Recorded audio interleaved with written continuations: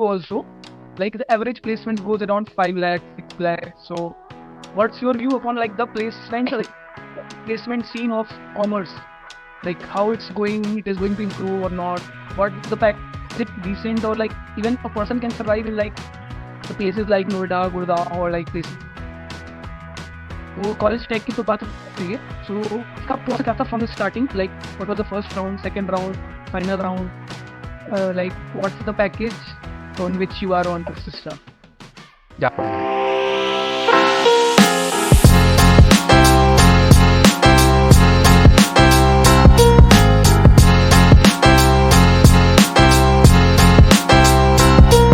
Hello everyone, my name is Prakhar and today we are with Pratham Bhaiya.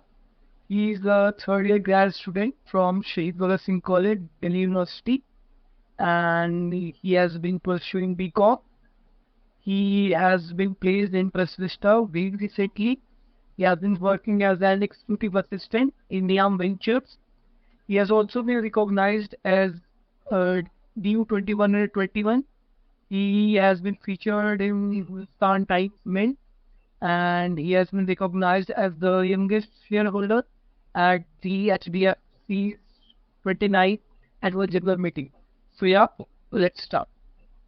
Oh, thank you, brother, for inviting me and for the warm introduction.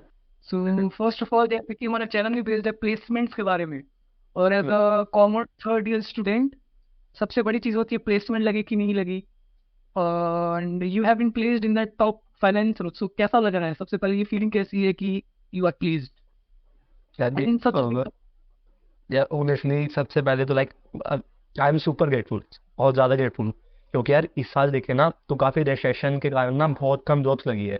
तो like मैं मेरे friends को देखता हूँ like जो काफ़ी ज़्यादा talented है, नॉलेजेबल है, स्किल्ड है, उनकी भी कुछ की प्लेसमेंट नहीं लग रही. तो मेरे को देख के ना थोड़ा ये लगता है. तो सबसे पहले तो बहुत ज़्यादा ग्रेटफुल हूँ. और यार यही है कि कुछ ठीक है, लग गई अच्छी कंपनी में जॉब तो करेंगे आगे में कुछ अच्छा फील होगा काफ़ी. और आप कंपनी के बारे में कुछ बताओगे कि लाइक जो प्रोफाइल मिली है आपको वो क्या है, इसमें आपके क्या रिस्पॉन्सिबिलिटीज इफ यू नो, और क्या लोकेशन है, कैसे रही? या हाँ, सो ट्रेसिस एक कोर फाइनेंशियल सर्विसेज कंपनी है जिसके मोस्ट ऑफ द क्लाइंट्स है वो इंटरनेशनल बेस्ड है. सो मेरी जो जॉब है वो पुणे बेस्ड है. एंड लाइक मोस्टली जो प्रोफाइल है वो कोर फाइनेंस रिलेटेड प्रोफाइल है. और एक बहुत बड़ा थॉट, ये कॉमर्स ग्रेजुएट या किसी प्रोफाइल या किसी भी आई थिंक पीजी लेवल पर भी ये आता है कि why most people go for the finance profile. आप भी मीन्स वन क्वेश्चन कि आप फाइनेंस प्रोफाइल के पीछे क्यों गए, and why most people go for the finance profile? ठीक है. या देख, फाइनेंस प्रोफाइल में यार देख, एक तो ये होता है कि ना काफी ज्यादा ल्यूक्रेटिव लगती है. दूसरी चीज का ना करियर प्रोस्पेक्ट काफी ज्यादा होते हैं कि आगे जब तुम ग्रो कर रहे होते हो ना फाइनेंस में तो काफी ज्यादा अपॉर्चुनिटीज दिखती है. अगर तेरे को कंसल्टिंग में या फिर वीसीपी आईबी इन सब फील्ड्स में जाना है ना, तो अगर तूने फाइनेंस से करियर अपना स्टार्ट किया ना तो तेरे को स्विच अच्छा मिल जाता है, उन फील्ड्स में जाना थोड़ा सा इजी हो जाता है. तो दूसरा, मैंने फाइनेंस यार इसलिए वो किया चूज क्योंकि मेरा मैं ना देख स्टॉक मार्केट में इंडस्ट्री में काफी टाइम से था. तो मेरा काफी ज्यादा इंटरेस्ट था फाइनेंस में. जब मैं अपने दोस्तों के साथ होता था तो मैं या तो स्टार्टअप्स की बात करता था या फाइनेंस की. ऐसा कोई दिन नहीं होगा मंडे टू फ्राइडे जिस दिन हमने स्टॉक मार्केट ये सब डिस्कस ना किया हो. तो मेरा फाइनेंस में जाने का ये रीजन था कि मेरे को फाइनेंस अच्छा लगता था और मैं फाइनेंस में चला गया. वही बाकी नींद में बच्चे इसीलिए जाते हैं, काफी लुक्रेटिव लगता है. तो काफी बच्चों का इंटरेस्ट भी होता है, फाइनेंस चीज ही रहती है मतलब. बट कुछ लोगों को बोरिंग भी लग सकती है. यार पैकेजेस हाई रहते लुक्रेटिव, हैं. हाँ देख, हाँ फ्यूचर में देख, अभी स्टार्टिंग में तो देख नॉर्मली होते हैं जो एवरेज होते हैं बाकी प्रोफाइल्स के, थोड़ा बहुत डिफरेंशिएट कर सकता है.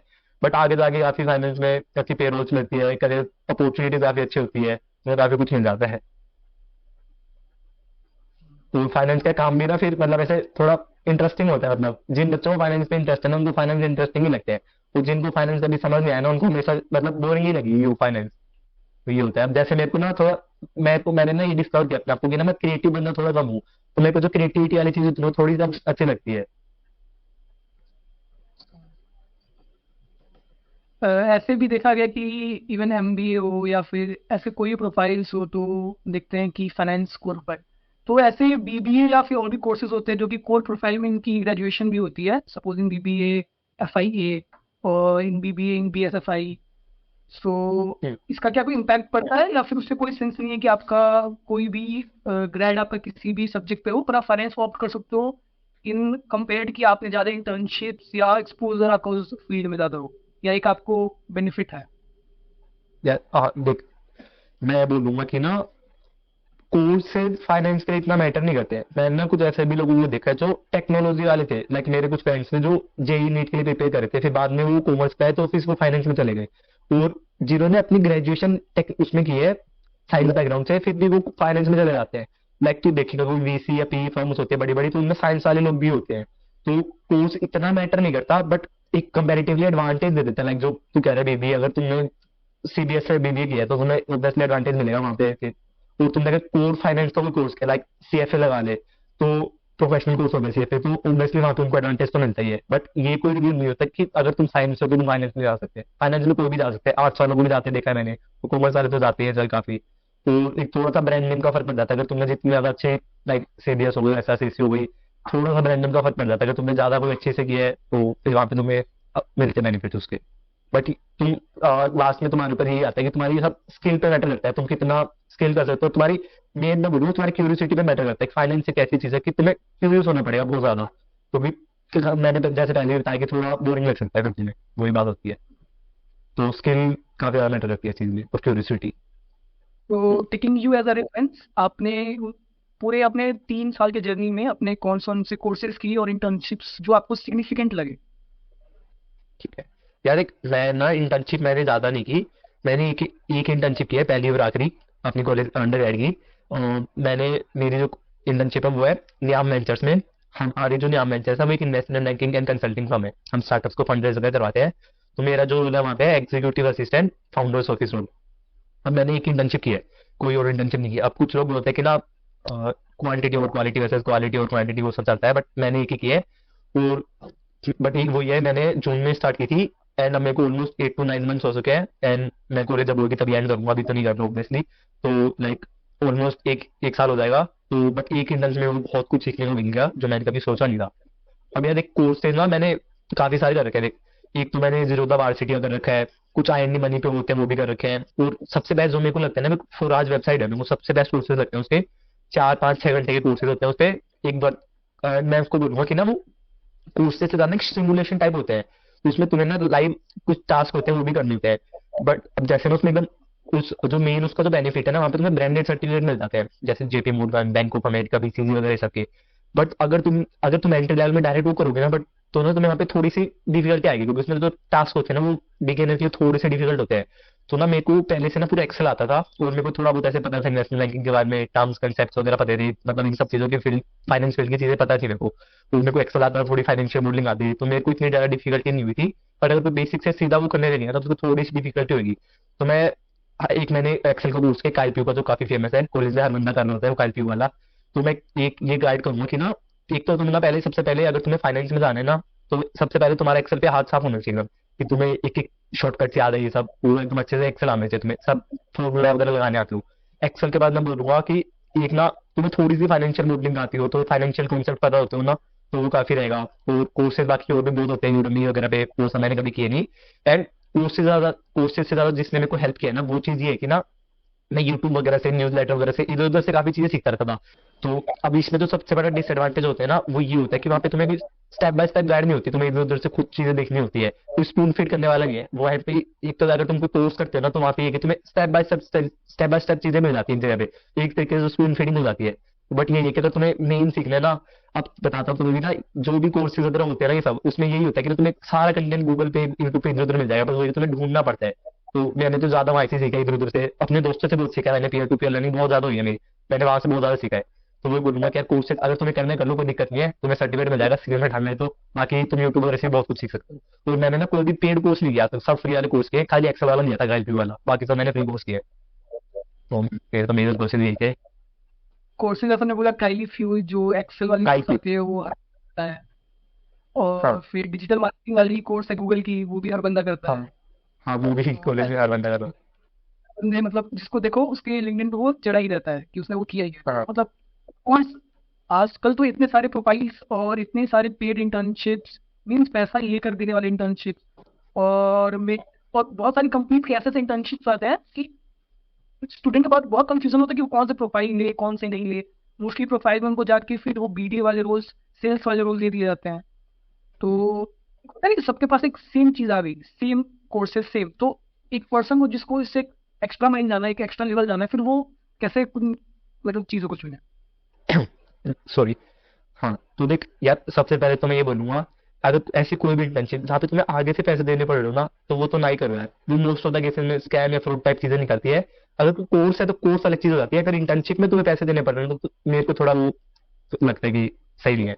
तो सबसे पहले तो मैं ये बोलूंगा। अब यार देख, जो दूसरी चीज जो तूने बोली कि यार मतलब आजकल हर कोई बंदा सेम चीज कर रहा है, तो कि एक तो यार तुम ना पहले जब भी इंटर्नशिप या कुछ भी कर रहे हो ना, तो पहले तुम जो तुम्हारा इंटरव्यूअर है, एचआर है, उन सबसे ना ये क्लियर कर लो कि तुम्हारे पर्टिकुलरली रोल्स एंड रिस्पॉन्सिबिलिटीज क्या होंगी। लाइक तूने बोला कि कुछ भी प्रोफाइल, फाइनेंस की प्रोफाइल बोल के तुमसे सेल्स वगैरह करा रहे हैं, तो पहले तो तुम एक चीज क्लियर कर लो कि वो वेग ना हो वो चीज। ठीक है। अब तुम यार यही होता है कि ना हर बंदा सेम चीज कर रहा है, ऐसा हमें लगता है कि सेम चीज कर रहा है, बट जब वो कोई काम करने जाते हैं इंटर्नशिप में, तो हर कोई बंदा अलग अलग काम कर रहा होता है। अगर सेम कंपनी में ना हो, जैसे कोई दूसरी कंपनी में एक्सवाईजी में कर रहा है, एक्सवाईजी में, तो सब जगह अलग अलग काम होता है, अलग अलग कुछ ना कुछ अलग अलग ही सीखने को मिलता है। अब यार यही है कि ना सबका कोई इंटरेस्ट मैटर करता है। किसी का इंटरेस्ट हो सकता है कि ना उसको, अगर सपोज कर किसी को एंटरप्रेन्योर बनना है, तो उसको ये होगा कि मेरे को सेल्स सीखनी है, तो सेल्स सीखने के लिए वो सेल्स वाले इंटर्नशिप करना है। यार सेल्स भी ना चीज गलत नहीं है, तो अगर एंटरप्रेन्योर बनना है तो तुम्हें सेल्स तो आनी चाहिए।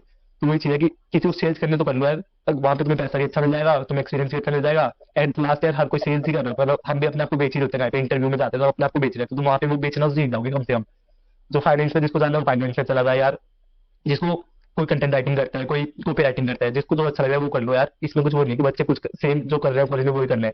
कुछ ना कुछ अलग होता ही है इस चीज में, और एट लास्ट तुम पे ही होता है कि तुम अपने आप को कैसे डिफरेंशिएट कर रहे हो तुमने। अब जैसे मैंने फुराज वाली बताई, वो फुराज वाले कोर्स ना कॉलेज में बहुत अच्छे नहीं कर रहे होते हैं, बट एट लास्ट ये होता है कि तुम अपने आप को कैसे सेल कर रहे हो इंटरव्यू में जाके, तो कैसे तुम अपने आप को डिफरेंशिएट कर रहे हो। मेरे को कुछ ऐसी चीज आती है, मान ले कि फाइनेंस में ऐसी चीज आती है, तो कॉलेज में क्या पता किसी को ना आती हो, और मेरे से बहुत लोग ऐसे बैठे हैं जिनको वो आती है, मेरे को ना आती हो। पर कुछ ना कुछ होता ही है तुम्हें डिफरेंशिएट, और नहीं होता तो तुम एट देन फिगर आउट कर ही लेते हो ये चीज तो। Moving to the next question, जो आपकी ऑब्वियसली बहुत बड़ी सीवी होगी और बहुत सारी चीजें होगी क्योंकि ये बड़ी लिस्ट है। तो ऐसा क्या आपका एक फैक्टर था जो कि सीवी में मेंशन था, जो मे बी इंटरव्यू ने देखा हो तो आपकी प्लस कुछ ज्यादा ही फैक्टर बना हो, और मे बी वो मिस होता तो may be you haven't got placed. यार मैंने तेरे को एक दिन इसका अगर ऑनेस्टली आंसर दूं ना, तो वो चीज मेरी सीवी में ना होने से, बट मेरी सीवी में नहीं है, बट वो मेरे को ये लगता है कि ना वो मेरे अंदर है। वो है कि ना मेरे अंदर क्यूरियोसिटी बहुत ज्यादा है। पर देखो ना, रियल चीज बताता हूँ, मैं ना, मेरी ना स्कूल लाइफ इतनी अच्छी नहीं थी, बट मेरी कॉलेज लाइफ बहुत अच्छी है। तो ना मेरी स्कूल लाइफ में ना एमयूएन वगैरह कुछ नहीं थी मेरे स्कूल में, तो मेरे को ना ऑनेस्टली नहीं पता था कि कॉलेज जाने से पहले की कंसल्टिंग क्या होती है, एमयूएन क्या होती है। ये चीज ना समय कॉलेज में आकर पता चली है। तो ऐसी ना अभी भी मेरे को जब भी मैं कोई इंटरव्यू कर देता हूँ ना, तो मेरे को सीखने को मिलता है, मेरे को कुछ ना कुछ नया मिलता है। तो मेरे को यही लगता है कि ना मेरे अगले को आंखों में बोलते हैं ना कि आंखों में आग दिख जाती है, वो वाली चीज। मेरे को यही लगता है कि क्यूरियोसिटी वाली चीज है वो ज्यादा कुछ, क्यूरियोसिटी से ही हंगर, और एट द एंड ना इंटरव्यू होता है ना, वो ये देखता है कि बंदे में कितनी ज्यादा हंगर, कितनी ज्यादा क्यूरियोसिटी है। स्किल्स तो देखता है चल, बट मेरे को तो ये लगता है कि ना सीवी में जो चीजें बनी है ना वो इसके कारण ही बनी है। जितनी भी चीजें ना वो टाइम 2-3 साल में बनी, वो इसी के कारण बनी है। मेरे को तो ये लगता है क्यूरियोसिटी बंदे में होनी चाहिए। वो तुम्हें, मैं तो ना देख क्या करता हूँ, कुछ भी चीज अगर कुछ भी मैंने एक नया वर्ड भी देख लिया था तो मैं तो तुरंत उसको गूगल कर लेता हूँ, बाकी भूल लगाऊँ। तो ये क्यूरियोसिटी मेरे को तो लगता है कि, मेरे को तो ये लगता है कि क्यूरियोसिटी से ही हुआ है। ताकि नॉलेज नॉलेज तो कम्युनिकेशन काफी मैटर करती है, वो सब चीजें तो है। सीए में ऐसी पर्टिकुलरली मेरे को कोई चीज नहीं लगती कि ये होती ना होती, तो होता नहीं होता। मेरे को कोई पर्सनली ये चीज नहीं लगती सीवी वाली। और आपको जो इंटर्नशिप लगी थी वो कैसे लगी थी। या वो ना यही था कि ना, अब लोगों को ये लगता है कि वो अच्छा या तो रेफरेंस से लग गई होगी, या कोई पर्सनल कनेक्शन होगा, इधर उधर से लगी होगी।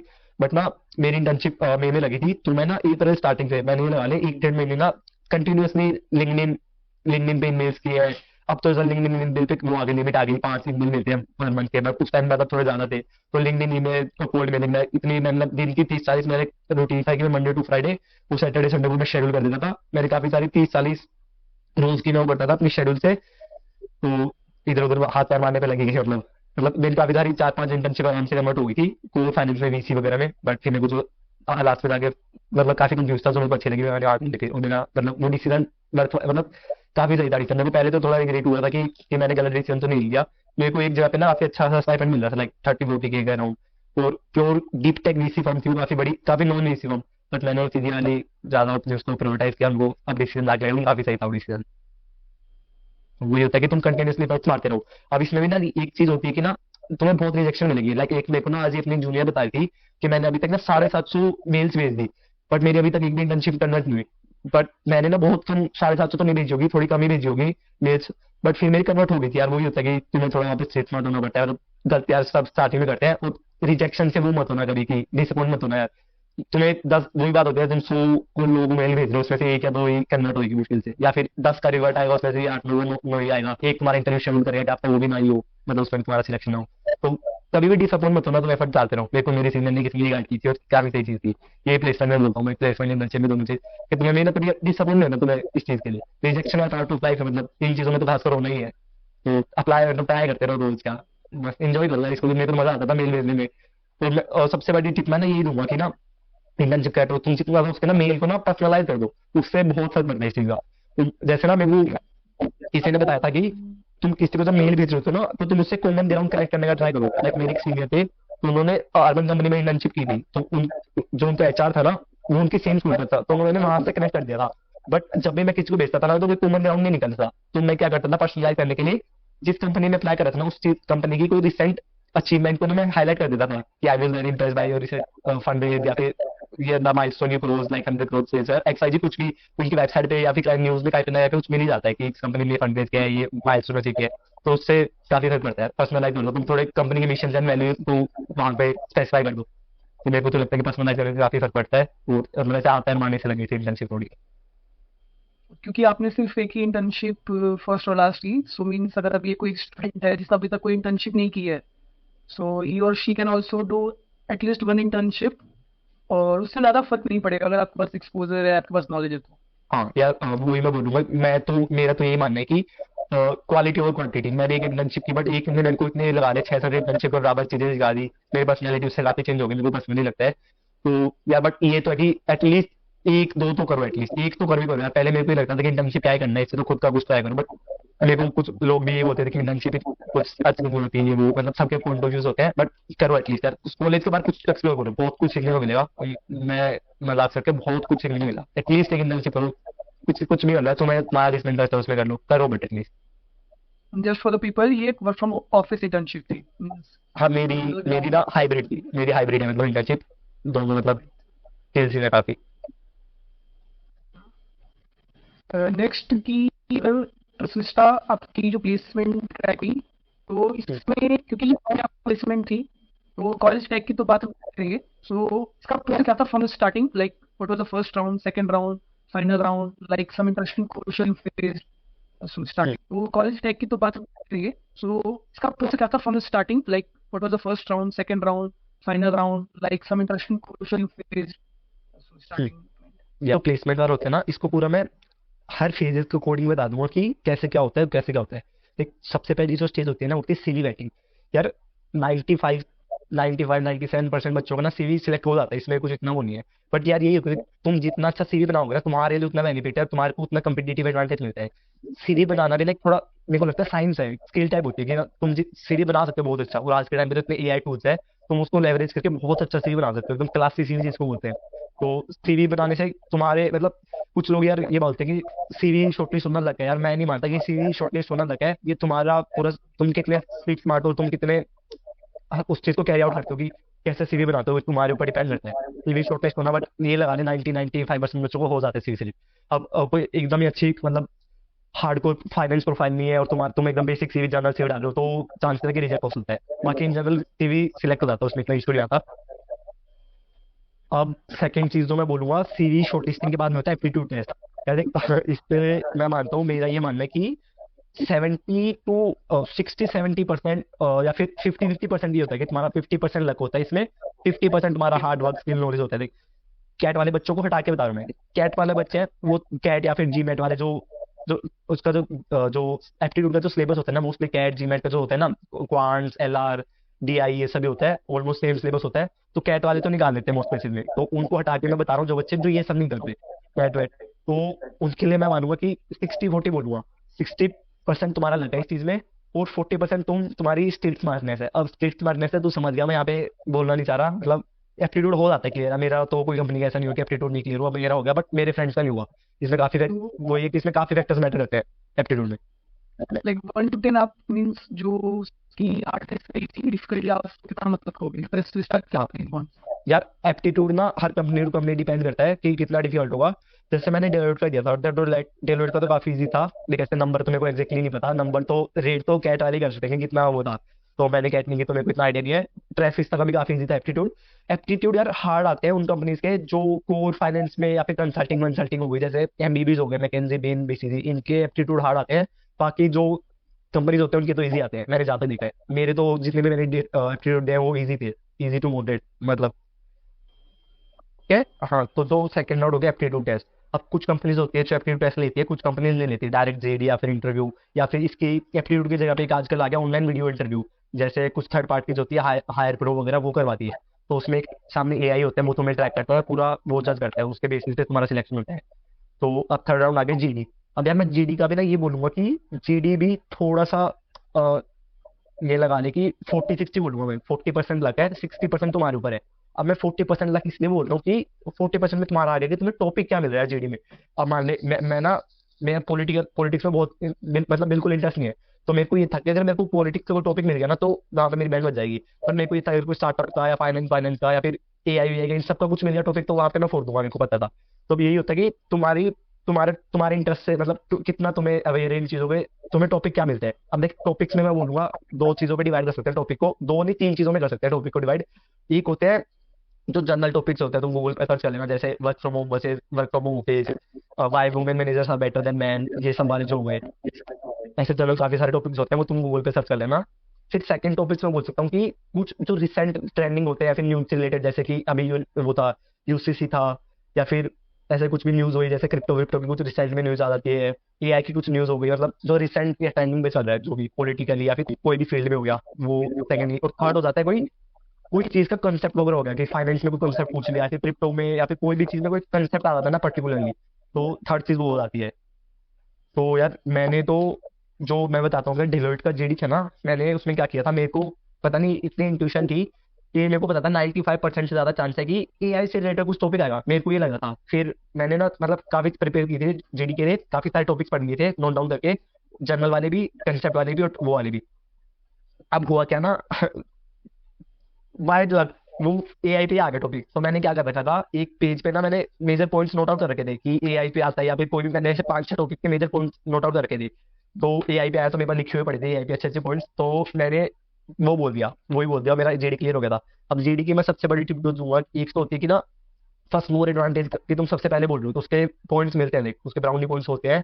और यही होता है कि तुम ना कितने अच्छे से एक्सप्रेस कर पा रहे हो चीज को तुम्हें, और तुम कितना लॉजिकली बोल रहे हो, ये सब चीजें होती है बेसिक बेसिक जेडी की टिप्स। बाकी तुम मतलब यूट्यूब पे मिल जाते हैं कि हाउ टू क्लियर जेडी वगैरह ये सब। आपको नॉलेज है, या फिर कि आपने स्टार्टिंग में बोला, आपने एंड में कंक्लूड किया, आपने अपनी जो साथ में बैठे हैं उनके साथ कोलैबोरेशन कैसे किया, उस पे पॉइंट्स हैं, या फिर जीडी की आपको यार टॉपिक क्या पता है? यार देख जीडी के ना एक्सेस पॉइंट्स नहीं होते, बट मेरे को जहाँ तक लगता है ये होता है कि तुमने एटलीस्ट एक तो अगर तुमने कुछ भी बोला नहीं, या फिर एकदम थोड़ा सा बोला, तो तुम तो सीधा बाहर हो गए वहाँ पे। मेरे को ये लगता है कि जीडी में तुम कितना बोल रहे हो उससे ज्यादा मैटर करता है, तुम जितना ज्यादा बोल रहे हो मतलब लॉजिकली बोल रहे हो और अच्छे से एक्सप्रेस कर पा रहे हो, तो तुम्हारा जीडी क्लियर हो जाएगा। मोस्टली ये लगता है मेरे को। मतलब ये भी वो जरूरी नहीं था कि तुमने कहा पहले नहीं बोला तो तुम्हारा होगा नहीं, होता ही है बच्चों को क्लियर यार मतलब। अब जैसे मेरा जो जीडी होता है उसमें हर बच्चे ने एक एक बार बोला था, मॉडरेटर ने बोल दिया था कि आपको हर बार एक बार बोलने का चांस मिलेगा। 8 बच्चों का जीडी था तो सबने थोड़ा थोड़ा बोल दिया था, फिर उसके बाद वो एंड ही हो गया था। सबको उन्होंने खुद ने चांस दिया था सबको बोलने का एटलीस्ट। तो जेडी यार अलग अलग तरीके के होते हैं, फिश मार्केट बना होता है, मतलब जेडी इतना हार्ड होता नहीं है। बाकी जेडी की जो टिप्स होती है ना वो यूट्यूब गूगल पे मिल जाती है कि ऐसे ऐसे क्रैक करें जेडी की। मेन मैं तो ये बोलूंगा कि तुम रिसेंट वगैरह टॉपिक्स वगैरह तुम अवेयर रहो चीजों के, टॉपिक कुछ भी आ सकता है। सो अगर तुम्हें थोड़ा बहुत पता होगा जेडी के बारे में तो क्रैक हो जाएगा आराम से, जेडी इतना वो नहीं होता। तो अब जीडी हो गया, कुछ कंपनी जीडी लेती है, but most of the company GD आजकल तो नहीं लेती, मतलब हमारी टाइम पे जो आई है ना उनमें से कुछ कुछ कंपनी ने जीडी लिया है, कुछ कंपनी ने नहीं लिया। फिर आता है इंटरव्यूज। अब यार इंटरव्यूज में ना डिपेंड रहता है, कुछ कंपनी एक इंटरव्यू लेती है, कुछ 3-4 ले लेती है, कुछ 2 लेती है। अब कुछ कंपनीज के दोनों इंटरव्यू सेम टाइप के होते हैं, मतलब जनरल इंटरव्यूज, कुछ उसको एचआर टेक्निकल में डिवाइड कर देती है, तो हर कंपनी टू कंपनी डिपेंड करता है कैसे हो रहा है। अब यार इंटरव्यूज में मैं बोलूंगा कि 80-20 बोलूंगा, 80% तुम्हारे ऊपर है कि तुम उसको कैसे वो करते हो, 20% तुम्हारा लक है। सबसे ज्यादा मेरे को लगता है इंटरव्यू है जिसमें तुम अपने आप को कंट्रोल कर सकते हो, मतलब तुम इंटरव्यू को कंट्रोल कर सकते हो। एप्टीट्यूड जीडी में तुम्हारे हाथ में नहीं होती चीजें, बट इंटरव्यू ऐसी चीज जहाँ पे सब चीजें लगभग चीजें तुम्हारे हाथ में होती है, तुम कैसे वो करते हो। अब यार इंटरव्यू देख टेक्निकल में टेक्निकल चीजें पूछी जाती है, जैसे फाइनेंस की होगी तो फाइनेंस के कंसेप्ट पूछे जाएंगे, और ये सब चीजें होती है। एचआर में बिहेवियरल क्वेश्चंस होते हैं कि why do you want to join this company, where do you see yourself in the next 5 years, ये सब की why do you want to join this company, what are your expectations from this role, what are your strength and weakness, what are your achievement, ये सब जो general questions होते हैं HR में। Technical में जैसे अकाउंट्स की प्रोफाइल है तो अकाउंट्स की 11th-12th की अकाउंट्स पूछ ली जाती है।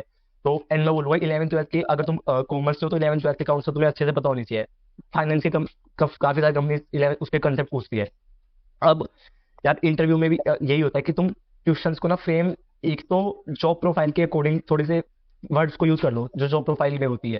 तुम एक बार जो जेडी आता है ना उसको अच्छे से कर लो, पढ़ लो अच्छे से पूरा, और तुम्हारे दिमाग में छपा होना चाहिए जेडी पूरा। देख एक इंटरव्यू का ना मैं सबसे बड़ा हैक बता दूं जो मैं मेरे को काफी जिस हैक ने हेल्प किया।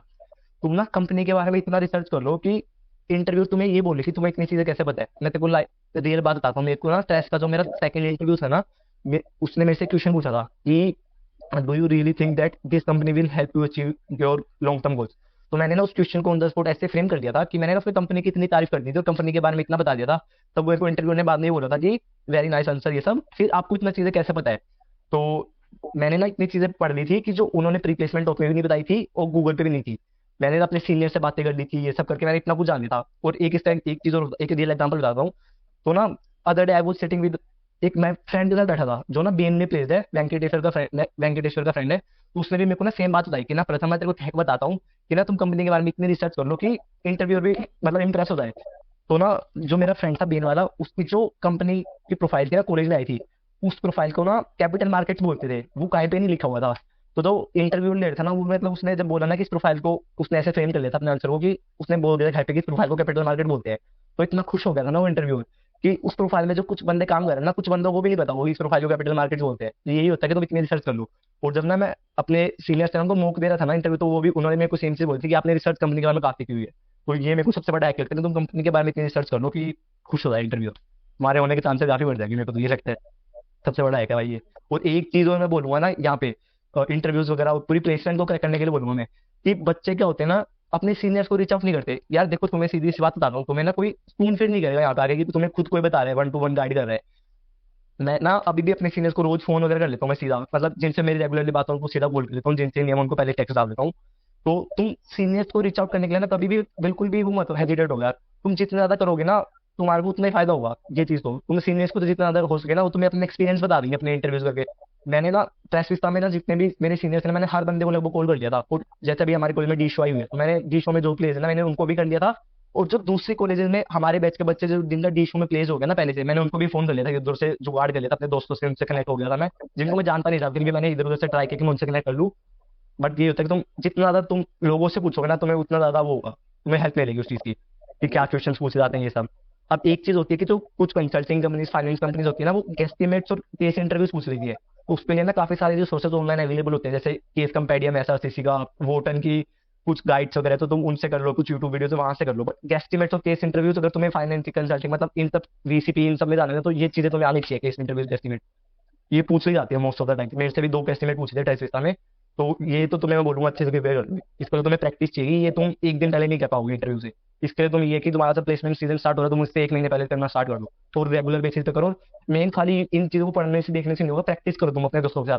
मैंने अपने फ्रेंड्स के साथ में रोज प्रैक्टिस करता था प्लेसमेंट सीजन के टाइम पे। 1 महीने तक मैंने रोज प्रैक्टिस की थी एस्टिमेट्स की। केस इंटरव्यूज तो मैंने इतने नहीं किए थे बट मैंने एस्टिमेट्स की काफी अच्छी प्रैक्टिस की थी। तो ये तुम अच्छे से कर लेना एस्टिमेट्स, केस इंटरव्यूज और जो बेसिक क्वेश्चंस होते हैं और कंपनी के बारे में अच्छे से कर लेना तो इंटरव्यू हो जाएगा यार। मतलब बाकी थोड़ा तो लक भी मैटर करता है यार एट द एंड। मेरा एक फ्रेंड है काफी स्किल्ड है, टैलेंटेड है, बट लक मैं बहुत मैटर करता है एट द एंड। बट ये है कि तुम इंटरव्यू को अपने हाथ में कंट्रोल कर सकते हो कि तुम कैसे उसको स्टार्ट करते हो। और सबसे यार इंट्रोडक्शन बहुत इंपॉर्टेंट है। तुम कैसे इंट्रोडक्शन को तुम अपने आप को स्टार्ट करो, रैंक करो ना, इंट्रोडक्शन से वो तुम्हारा पूरा इंटरव्यू रिवॉल्व डाउन करता है। जैसे मेरा एक इंटरव्यू हुआ था एक कंपनी का, तो उसमें मेरे से इंट्रोडक्शन के बाहर कुछ पूछा ही नहीं, इंट्रोडक्शन के अराउंड पूरा मेरा वो रिवॉल्व हुआ था। और एक इंटरव्यू पे तुम पूरा अपना सीवी तुम्हारे पूरे दिमाग में छपा होना चाहिए कि तुम सीवी में एक एक चीजें पता होनी चाहिए। और एक चीज मैं ये बोलनी भूल गया पहले कि सीवी में तुम कुछ भी गलत मत मेंशन करो, एटलीस्ट कुछ भी गलत मत मेंशन करो। उससे तुम्हारा इंटरव्यू खराब हो सकता है, इंटरव्यू तुम्हारी तुम चांस खो सकते हो चीज को। झूठ मत बोलो, बट तुमने अगर कुछ नहीं किया तो वहाँ पे मेरे कुछ ऐसे फ्रेंड्स को जानता हूँ मैं, प्लस सीनियर्स को भी फ्रेंड्स को, जिन्होंने अपने इंटर्नशिप को बोला मैं एनए डालूंगा फिर भी वो अच्छी कंपनी में प्लेस हो जाते हैं। मतलब ऐसी तो बंदे में स्किल भी होनी चाहिए, वो बात है। ऐसा देखा जाता है कि मोस्टली कॉमर्स ग्रेजुएट्स होते हैं वो इधर आगे अपना कोई एमबीए प्लान करते हैं, या फिर अगर उनके पास कोई स्पेशली डील स्टूडेंट्स हैं मेनली जो थोड़े स्टार्टअप आजकल बहुत ही जिंदी टर्म चल रहा है और मोस्टली पीपल उसके पीछे भाग रहे हैं, तो वो छोटा मोटा अपना कोई स्टार्टअप खोलने ओपन करते हैं। सो प्लेसमेंट obviously आपके पास भी एक उसकी अपॉर्चुनिटी कॉस्ट रही होगी that you could go for CAT और like you could start something for your own. Definitely आपके पास भी कोई एक छोटा सा आइडिया होगा, आपके पास बहुत सारे ऑप्शंस होंगे। तो ऐसा क्या फैक्टर था लाइक यू थॉट कि I should sit for the placement and I should go for like good company and I should work and not go for options? यार एक मैंने सबसे पहले एकदम सच बात बता रहा हूँ। मैं जब कॉलेज में आया था ना, मेरे को पता भी नहीं था कि कॉलेज से खाली बीकॉम करने वालों को प्लेसमेंट भी मिलती होगी। मेरे को ये लगता था या तो तुमने सी एस एम बी ए सी एम तुम्हारे पास अच्छे खासे क्वालिफिकेशन है तब तुम्हारी प्लेसमेंट लगी, ये मेरे को ऑनेस्टली नहीं पता था। मैं जब कॉलेज आता ना, मेरा ये था कि मेरे को खुद का कुछ स्टार्ट करना है और ऐसे मतलब स्टार्टअप वगैरह उन सब में जाना है। बट फिर यार ना, मेरे को खुद को ये पर्सनली रियलाइज हुआ जब मैंने अपने आसपास वालों को देखा, सीनियर्स पे बात की और भी चीजें मतलब एक्सप्लोर करने लगा ना, तो लाइक मैं इस चीज का मतलब यार ये तो पर्सनल, काफी पर्सनल चीज है कि तुम्हारे ऊपर डिपेंड रहता है कि तुम्हें क्या करना है, प्लेसमेंट में जाना है। यार वो एट द एंड वही आता है कि तुम्हारा जिसमें ज्यादा इंटरेस्ट है वो कर लो। मेरा स्टार्टअप करने का मेरा काफी मन था, बट अगर मेरा कॉलेज लाइफ का ना सबसे बड़ा गिल्ट अभी भी मेरे को यही होता है, रिग्रेट, कि मैंने खुद को कुछ स्टार्ट नहीं किया। बट मैं साइड में कर सकता था, ऐसी चीजें नहीं होती कि तुम अगर प्लेसमेंट में जा रहे हो तो तुम वो नहीं कर सकते यार, वो होता है कि तुम कैसे बैलेंस आउट कर रहे हो चीज को। तो पर्सनल चीजें यार ये तो काफी कि कैट करनी है, एमबी नहीं करनी, सीएफए करनी है, प्लेसमेंट में जाना नहीं जाना। ओवर टाइम पहले मेरे को सेकंड ईयर तक लग रहा था कि मैं प्लेसमेंट में नहीं बैठूंगा, बट एट में बैठ गया प्लेसमेंट में। फिर मेरे को रियलाइज हुआ कि ठीक है भाई, ये चीज भी करनी इंपॉर्टेंट है। मेरे को पर्सनली लगा कि एक बार ये भी एक्सपीरियंस करनी चाहिए, फिर कभी बाद में कर लेंगे स्टार्टअप तो साथ में। बट एट में वो करना वही है, जान उसी फील्ड में थोड़ा बिजनेस स्टार्टअप बाजी में। बट यही होता है कि जान मतलब होता है कि ये भी ट्राई करेंगे। As you mentioned about professional courses, so like I also know that you have cleared foundation and you then dropped the idea for CS. So like, what was the motive or what was the thought behind that? यार देख मैं honestly बताऊँ ना, CA मैंने इसलिए start किया था कि ना मेरे पास ना 6-7 महीने का बफर था। मतलब जब हमारे 12th के एग्जाम कैंसिल हो गए थे ना, और मतलब काफी हमारा प्रोसेस डिले चल रहा था, हमारा कॉलेज में एडमिशन भी नवंबर में हुआ। तो मैंने सोचा कि बस मेरे सारे दोस्त कर रहे थे, मैं भी करके देख लेता हूँ सीए। बट मैं उस टाइम तो काफी एक्साइटेड था, बट बाद में मेरा इंटरेस्ट ड्रॉप हो गया था। मैंने सीए फाउंडेशन के एग्जाम से मैंने मेरा हो गया था कि मैं ये छोड़ दूंगा, बट मैंने एग्जाम दे दो क्लियर हो गया था कि मेरे को पता था कि मैं छोड़ दूंगा। मेरा इतना मतलब मन बना नहीं सीए करने का, पता नहीं क्यों यार। मतलब फिर मेरे को तो कॉलेज में ये लगा कि मैं कॉलेज में कुछ ना कुछ एक्सप्लोर कर लूंगा, तो शायद हो सकता है कि मैं वहां से कुछ अच्छा मतलब कर लूँ बिल्कुल। तो मैं सीए तो मतलब ऐसे ट्राई कर रहा था कि खाली बैठे कर लेते हैं, तो मैंने ऐसे कर लिया था सीए तो। और फिर सीए में ना मेरे को लगता है कि ना काफी ज्यादा वो होता है कि पढ़ना पड़ता है, बट मेरी वो पर्सनैलिटी मेरे को लगती नहीं है कि मैं इतनी सीटिंग आवर्स एक टाइम पे दे सकता हूँ, जो सीए मतलब काफी मेहनती होती है। तो मेरे को लगता था कि मैं ज्यादा कुछ ऐसा करूंगा जहाँ पे मेरे को मजा आए या फिर इंटरेस्ट लगे। बट मेरे लिए वो पर्सनली नहीं चीज थी, तो मैंने इसलिए छोड़ दी थी। Any future plans for MBA like एक साल में करेंगे, 2 साल में करेंगे, या देख पेमेंट मैं देना? ना देख अभी भी ना फिगर आउट कर रहा हूँ, मतलब एक्सप्लोर ही करूंगी वो करना क्या, मैं भी बस काफी ज्यादा कंफ्यूज हूँ।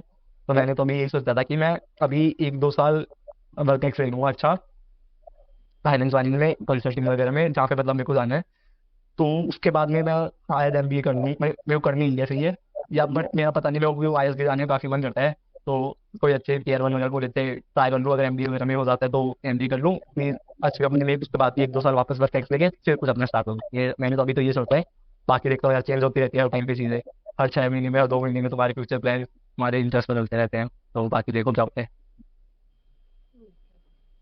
सो नेक्स्ट, फाइनेंस की से बात करें, आजकल बहुत नॉन फिक्शनल बुक्स और मूवीज और ये सब चलते हैं कि सपोज कि अगर आपको टर्म्स की नॉलेजेस नहीं है, अगर आपको एक्सपोजर नहीं है, then you should fictional books. Like starting अगर हम किसी को बोलते हैं, वो स्टार्ट ही करता है रिच डैड पुअर डैड कि ये पढ़ो और ऐसी मूवीज। हम्म। तो क्या आपका कि जो आपने बताया कि इतने सारे को फाइनेंस टर्म्स पता थे, आपको थोड़ा नॉलेज इसके बारे में हुआ, क्यूरियोसिटी तो थी, तो फुलफिलमेंट क्या कुछ बुक्स आप रिकमेंड करो या कुछ मूवीज या जो आपने देखी हो thought like this is something? हाँ यार देख, बुक्स ना यार काफी हेल्प करते हैं, तुम्हें काफी कुछ जानने को मिलता है। अगर तुम स्टार्ट आउट कर रहे हो तो रिच डैड पुअर डैड मतलब काफी बेसिक बुक है rich dad poor dad, but अच्छी चीज है, काफी कुछ बहुत कुछ सीखने को मिलेगा। ये कहता है साइकोलॉजी ऑफ मनी, वो भी बहुत अच्छी बुक है फाइनेंस के ऊपर। फिर तुम्हारी काफी याद आती है अगर तुम्हें, फिर वो तुम्हारी फील्ड के ऊपर अलग अलग डिवाइड हो जाती है। अगर तुम्हें इन्वेस्टिंग वगैरह भी जानी है, फिर वो जाती है कॉफी कैन इन्वेस्टिंग वगैरह, ऐसी बुक्स आ जाती है। कोर फाइनेंस वाली जिसमें तुम्हारे प्रॉपर कंसेप्ट वगैरह आते हैं। बट यार मेरी जो सबसे फेवरेट बुक है ना, वो मैं इसलिए बताऊँ, एक मैं इंटर्नशिप कर रहा हूँ न्याम वेंचर्स में। तो जो वो है न्याम वेंचर्स का डायरेक्टर वो है सार्थक आहूजा सर, जो इन्फ्लुएंसर है, इंस्टा वगैरह पे वीडियोस वगैरह बनाते हैं। तो उनकी खुद की ना एक बुक है, उनकी 2 बुक्स है वैसे, दोनों बुक काफी अच्छी है। तो बट उनकी जो पहली वाली बुक थी ना, daily coffee and startup Monday थी, वो मैंने ना एक हफ्ते में पढ़ दी थी। इतनी इंटरेस्टिंग बुक लगी ना मेरे को। और उसमें पूरे प्योर फाइनेंस से, फाइनेंस में भी अगर मैं ब्रेक डाउन करूँ ना, वीसीपी स्टार्टअप वाले वो सब कंसेप्ट है कि convertible debentures, convertible preference share, SAFE, I SAFE, जो प्रॉपर वीसी वाली टर्म्स होती है ना, वो सब टर्म्स थी। तो मेरे को सबसे मेरी फेवरेट बुक है ना वो ये, अगर मैं किसी को रेकमेंड करता हूँ और इतनी इजी लैंग्वेज में लिखी हुई है तुम्हें सब कुछ समझ आ जाएगा और इतनी इंटरेस्टिंग तुम्हारा मन करेगा उसको पढ़ने का। तो मैं तो ये बोलूंगा मेरी फेवरेट तो वही है। तो मैं तो अपने हर फ्रेंड को वही दे देता हूँ कि तुम पढ़ लो ये, फिर मेरे को दे देते हो वापस पढ़ के। तो मेरी फेवरेट बुक तो वही है कि काफी कुछ सीखने को मिला उसमें। अगर तुम्हें ये वाली फील्ड में जाना है, सीपी, आईबी, या फिर तुम्हें स्टार्टअप में भी काफी हेल्प मिलेगी उस बुक को पढ़ने से। फाइनेंस के भी कंसेप्ट है उसमें, तो मेरी तो फेवरेट वही बुक है। मैं तो वही रिकमेंड करता हूँ हर किसी को।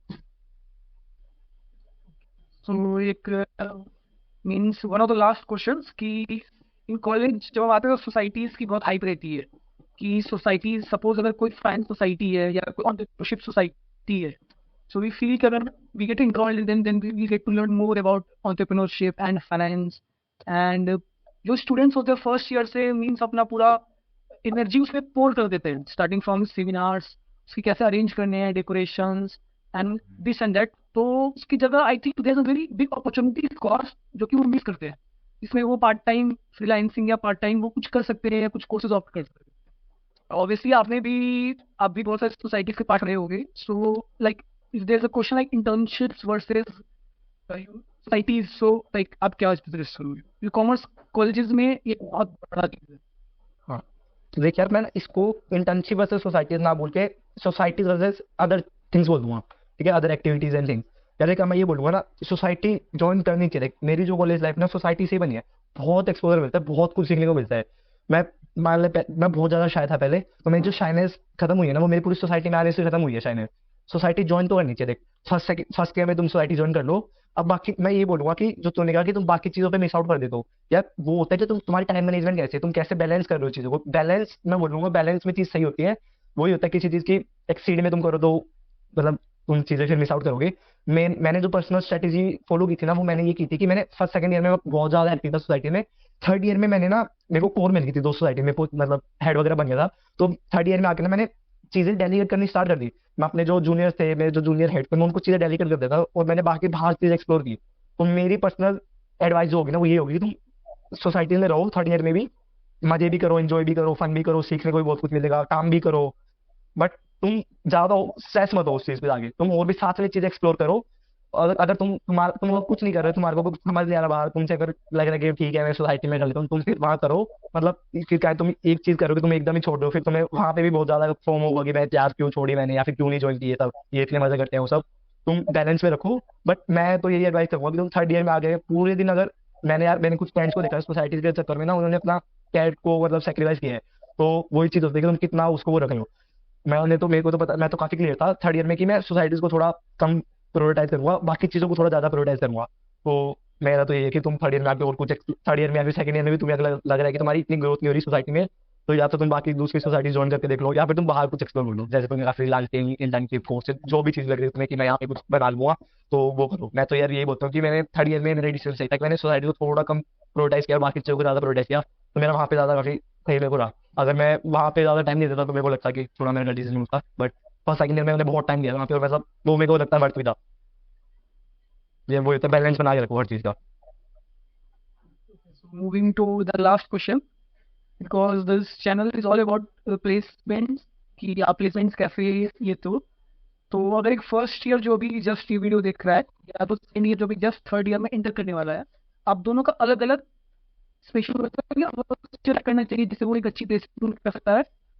और एक सेकेंड ईयर का स्टूडेंट जो जस्ट अभी थर्ड ईयर में एंटर कर रहा है, वो क्या क्या चीजें कर सकता है, क्योंकि उसके लिए तो जस्ट प्लेसमेंट सब आ ही गई, तो वो क्या क्या कर सकता है जिससे वो प्लेसमेंट ले सकता है। यार देख, मैं ना ऐसे बोलूंगा, फर्स्ट ईयर में जो आ रहे हैं ना, यार उस फर्स्ट ईयर में ना तुम्हें पता ही नहीं होता कि क्या हो रहा है कॉलेज में, क्या है वो सब। तो तुम पहले कॉलेज एंजॉय करो, मतलब एक्सप्लोर करो कॉलेज को, सोसाइटी हो गई, बाकी चीज हो गई, इंटर्नशिप। खाली तुम फर्स्ट ईयर से, यार देख मैं तो ये बोलूंगा, तुम प्लेसमेंट का फर्स्ट सेकंड ईयर में स्ट्रेस मत लो। मैंने ना जब थर्ड, तुम एक डेढ़ महीने का ब्रेक मिलता है ना जो सेकंड और थर्ड ईयर के बीच में, तो मैंने तो पूरा प्लेसमेंट का वहां से मतलब स्टार्ट प्रिपरेशन करनी स्टार्ट की थी। सेकंड ईयर तो मैंने कुछ भी नहीं किया था। तो फर्स्ट सेकंड ईयर में तुम प्लेसमेंट को लेकर इतना स्ट्रेस मत हो, बट तुम कुछ ना कुछ करते रहो ताकि उससे तुम्हारा साइड में सीवी बिल्ड हो रहा है। तो सीवी बिल्ड हो जाएगा ना तुम्हें। देख, मेरे कुछ फ्रेंड्स अब ना उनकी सीवी में कुछ नहीं है, तो उनको ये लगता है कि मैं अभी ये कर लेता हूँ, ये कर लेता हूँ, बट एट द एंड एकदम इतना इंस्टेंटली तुम कितना सीवी बिल्ड कर लोगे? एक दो साल में तुम काफी अच्छा खासा सीवी बिल्ड कर लोगे कि तुम्हारा एक पेज में भी आएगा नहीं, पूरा फिट ही नहीं होगा। तो तुम ऐसा मतलब कुछ साइड में करते रहो कि तुम्हें जैसे internship, courses, societies, PU, arts, ये सब कि तुम्हारा एटलीस्ट सीवी बिल्ड हो जाए। बाकी फर्स्ट सेकंड ईयर में प्लेसमेंट्स को लेकर स्ट्रेस होने की कोई चीज नहीं है, बस खाली एक चीज बोलूंगा कि तुम अपनी ग्रेड्स को मेंटेन करके रखो। ग्रेड्स पहले मेरे को लगता था कि ग्रेड्स इतनी मैटर नहीं करती, बट मेरे को पता चलता है कि ग्रेड मैटर करती है। तो ग्रेड्स को मेंटेन करके चलो अच्छा खासा। अगर मैं बोलूंगा 8+ है तो काफी बहुत अच्छी है, 8+ तो सही है, बट एटलीस्ट 7.5 से कम तो नहीं आए तो बेटर है। बस ग्रेड को मेंटेन करो, थोड़ा साइड में सीरी बिल्ड होता है ऐसा कुछ करो, और बाकी तो एक्सप्लोर करो, मजे करो, चिल करो। और थर्ड ईयर में जो सेकंड से थर्ड ईयर में आने लायक तुम्हारा जो बैच है, तो तुम्हारे एग्जाम हो जाए मई के बाद, जो तुम्हें जून का ब्रेक मिलता है ना, उसमें एक तो तुम एप्टीट्यूड की थोड़ी तैयारी चालू कर दो, कंसेप्ट वगैरह पढ़ने लगो, क्वांट के, एलआर के, ये सब। तुम्हें कल एटलीस्ट जब तुम मान लो तुम्हारे पास जुगाड़ है, बाकी तुम जुगाड़ से एप्टीट्यूड कर लो, बट तुम्हें पता तो होना चाहिए कि कहाँ से आ रहा है ये सब, कि कौन सा कंसेप्ट है, ये कौन से चैप्टर है, ये सब तुम्हें एटलीस्ट पता तो होना चाहिए। कि तुम एकदम एक ब्लैंक आउट जा रहे हो, फिर तो वो तो तुम्हारी बेवकूफी है। तो एक महीने में तुम उसके लिए पढ़ना स्टार्ट करो एप्टीट्यूड के लिए, और अपने इंटरव्यूज के लिए क्वेश्चन नोट डाउन करो, जो कॉमन क्वेश्चन होते हैं उनके आंसर फ्रेम करना स्टार्ट कर दो, कि मैं इसको इस तरीके से फ्रेम कर सकता हूँ। और एक अदर चीजों में बोलूंगा, गेस्टिमेट और जो केस इंटरव्यूज उनकी प्रैक्टिस करना स्टार्ट कर दो। और लास्ट चीज, अपने सीनियर्स को रीच आउट करना स्टार्ट कर दो, कि उनके मतलब जितना हो सके उनको पीछे पड़े रहो उनके। मैंने तो ये किया था पूरे जून में अपने। मैं हर सीनियर को फोन मिला देता जो जिनसे मेरी बातचीत थी, और जिनसे नहीं थी उनसे भी मैंने बातचीत कर ली थी। मतलब ये वाली चीज तो मैं बोलूंगा कि सीनियर्स को रीच आउट करो। और अगर सीनियर को नहीं करना, मेरे को कर लो, मतलब तुम्हें लगता है कि वो सही नहीं है, तुम्हारी बातचीत नहीं किसी से, तो अपने को करना, मेरे को कर लो भाई, मिली टेंस यहाँ पे दाखिल करना। बाकी हेल्प कर देते हैं सीनियर, कभी मना नहीं करते। मेरे को कोई ऐसा सीनियर नहीं मिला जिसने अच्छे से नहीं की हो। वो एक स्टेप आगे जाके हेल्प करते हैं, मैं उनसे लाइन पूछता हूँ तो वो मेरे को 10-11 ही बताते हैं, मुझे एक्स्ट्रा ही बताते हैं वो हमेशा। हेल्प करने को सब रेडी रहते हैं, बस ये होता है कि तुम उनको कैसे अप्रोच करते हो, सब हेल्प करने को रेडी रहते हैं बस। So if the commerce student or a person who is like graduating, we all think like commerce is a very cursed course when it comes to placements, because we see people say that IT and ITs or like in different like fields getting like placements, and in commerce colleges, even in some good colleges of BU also, like the average placement goes around 5 lakhs, 6 lakhs. So what's your view upon like the placement, like placement scene of commerce? Like how it's going, it is going to improve or not? What the package, like decent, or like even a person can survive in like the places like Noida, Gurgaon, or like places in Mumbai, Pune? हम्म। यार देख, ये तो थोड़ी बहुत subjective चीज है कि नोएडा, गुड़गांव, पुणे, इधर उधर चीजों में कैसे सर्वाइव हुआ, कितने पैकेज में। ये तो तुम्हारे ऊपर है कि तुम कैसे स्पेंड करते हो, तुम्हारी स्टैंडर्ड ऑफ लिविंग कैसा है, कि तुम्हें फिजूल खर्ची करनी है नहीं करनी, ये सब तो तुम्हारी पर्सनल चीज है। बाकी यार देख, अभी प्लेसमेंट इस साल का जो हमारा बैच है ना, इस टाइम थोड़ा जो प्लेसमेंट का सीन है थोड़ा वीक है काफी, मतलब सेशन के कारण वो ले ऑफ्स काफी ज्यादा हो रहे हैं। एआई भी आ रहे, तो एआई से भी काफी जॉब जा रही है, लाइक टेक में जा रही है, तो बट फर्क पड़ रहा है उससे भी। तो बट यार इंप्रूव होगा नेक्स्ट ईयर, मेरे को लगता है कि नेक्स्ट ईयर और आगे फ्यूचर में इंप्रूव तो होगा ही होगा। एंड यार एवरेज प्लेसमेंट पैकेज की बात करते हैं ना, तो देख पैकेज, अगर तू नॉर्थ कैंपस लेगा या फिर कोई ब्रांडेड कॉलेज लेगा, सीबीएस हो गई, एसआरसी, सीएलएसआर, उनका काफी एवरेज प्लेसमेंट बहुत अच्छा है, ब्रांडिंग के कारण भी, और जो क्राउड, इंटेलेक्ट क्राउड है वहाँ पे भी ऑब्वियसली उसके कारण भी। लाइक जो थोड़ी सी साउथ कैंपस या फिर ऑफ कैंपस कॉलेज होते हैं, उनका थोड़ा सा एवरेज प्लेसमेंट थोड़ा सा मतलब कम हो जाता है, मतलब देख वो तो है। मतलब अच्छी कैंप आती है, देख हमारे भी टिश्यू आती है, उसका 23 LP होता है, अच्छी कंपनीज आती है, और ऑफ कैंपस भी काफी लोगों को अच्छी जॉब मिल जाती है काफी अच्छे पैकेज की। अब यार देख, मेरा तो ये मानना है कि ना, इसमें तीन चीजों पे तुम घुसते हो, या तो तुम्हें अच्छी पे मिल रही हो, या तुम्हें अच्छा ब्रांड नेम मिल रहा हो, या फिर तुम्हें ऐसा कुछ मिल रहा हो कि तुम्हें काम करने में मजा आ रहा है वहाँ पे, कि ठीक है मेरे को बाकी सब चीजों पे सेक्रीफाइस कर सकता हूँ। बट मेरे को किसी ने कहा था कि तुम्हें जब तुम अंडर एक बार प्लेसमेंट लेने जाते हो ना, तुम्हें तीनों चीजें नहीं मिलती, तुम्हें या एक या दो चीजें मिलती है, कुछ पर्सन होते हैं उनको मिल जाती है तीनों चीजें। बट मेरा तो ये व्यू कि तीन चीजों में से तुम्हें कहीं ना कहीं सेक्रीफाइस करना पड़ेगा, या फिर तुम्हें लोकेशन नहीं मिल रही होती है तुम्हारी मनपसंद की, कुछ ना कुछ मिस आउट करना पड़ता है, तुम चाहे पैकेज पे करो या ना करो। बट ये है कि मैं तो यही देख रहा हूँ अभी भी कि पैकेज को इतना ज्यादा प्रायोरिटाइज ना करूँ, बाकी चीजों पे करूँ, कि मेरे को काम में मजा आ रहा है, मेरे को आगे हेल्प करेगी चीज, ये करेगी, मैं तो उन चीजों पे थोड़ा ज्यादा फोकस कर रहा हूँ। बट ऑब्वियसली मतलब इंप्रूव तो होगा, तो अभी जो प्लेसमेंट का सिनारियो ना इस बार तो काफी बहुत मतलब थोड़ा पुअर है प्लेसमेंट का सिनारियो, बट इंप्रूव होगा ऑब्वियसली। ब्रांड नेम का पुलिस से थोड़ा सा फर्क पड़ जाता है इस चीज में। बट फिर अगर तुम ऑफ कैंपस जा रहे हो ना, वहाँ पे तुम्हारी प्योर तुम्हारे ऊपर ब्रांड नेम थोड़ा सा फर्क पड़ेगा, ब्रांड नेम का ऑफ कैंपस जा रहे हो, तुम खुद से अप्लाई कर रहे हो, फिर वहाँ पे तुम्हारी स्किल, नॉलेज, वो सब चीजें आती है, कम्युनिकेशन वगैरह। Good. So moving to the very last question, like what's the package on which you are on the system? यार मेरा ना 7 LP प्लस है, बट ठीक है, मैं मतलब स्टैक डिजाइन हैप्पी हूँ, डिजाइन करती है। हाँ, CPC 7 LP प्लस है। So 7 LPA interface stack in Pune. हाँ, 7 LP plus. The core finance profile. हाँ खाली, तो मेरे इसलिए क्वेश्चन की फाइनेंस की आई है। So this was a very great podcast, I think. And as a भैया, I think बहुत people encourage होंगे इससे कि ऐसा होता है कि 10 साल पुराने और 15 साल पुराने जो कहीं कॉर्पोरेट से बैठे हैं, उनको आज का सीन क्या पता कि इकोनॉमी क्या चल रहा है. सो आई थिंक ये बहुत ही एक अच्छा टॉक रहा होगा, और जो भी इसको सुनेगा, I think it will be like life saving, like how to get placements for second year. All the people like me myself is going to the third year, so I think everyone is looking like how to get placement, how to get placement, how to get placement. But in commerce, I think no one tells how to get a good placement at a good package, which company is good, which company is not good, how to get there. So yeah, I हाँ, think और to having you. Yeah. Thank you so much यार, पता है मतलब बहुत सही initiative है तेरा ये कि तो इंटर्नशिप प्लेसमेंट का ऐसा कुछ चैनल बना रहे हो, वहाँ पे कुछ ऐसे ये लोग बुला रहे हैं. अगर हम मतलब मेरे टाइम पे थे मतलब बहुत कम थे मेरी कॉलेज से एटलीस्ट, कि मेरी कॉलेज का कोई कहता है मैं आपको गाइड कर रहा हूँ स्टेप बाय स्टेप, तुम्हें वहाँ पे कुछ तुम्हें इस्लाम सीखने को मिल रहा है एक ही जगह पे. तो बहुत अच्छा इनिशिएटिव है तेरा, मतलब मैं तो ये बोलूँगा करता रहे. और थैंक यू फॉर हैविंग यार, मतलब मेरे को काफी मजा आया करके. और किसी को अगर कुछ भी हो तो मेरे को रिच आउट कर रहा है इंस्टा पे लिंक्डइन पे जाकर भी, तुम्हें करना है मैं तो गाइड करने के लिए हमेशा तैयार रहता हूँ. बाकी ये है कि मतलब मैं तो ये एक्सपेक्टेशन चाहता है कि किसी को वैल्यू हो, किसी को सही में हेल्प हो, कि अभी तुम मेरे बारे में जानने से ज्यादा उनको कुछ सही में कुछ सीखने को मिलो कि मैंने कैसे कोई चीज को क्रैक किया, जैसे कि सब चीजें होती है जीवन में. तो आई होप कि इस तरह से वैल्यू एडिंग हुई हो, तो इसलिए उसको नया पर्सपेक्टिव भी लाओ. थैंक यू यार, थैंक यू सो मच, बहुत मजा आया. That was all. I think this was all, and it was great having you.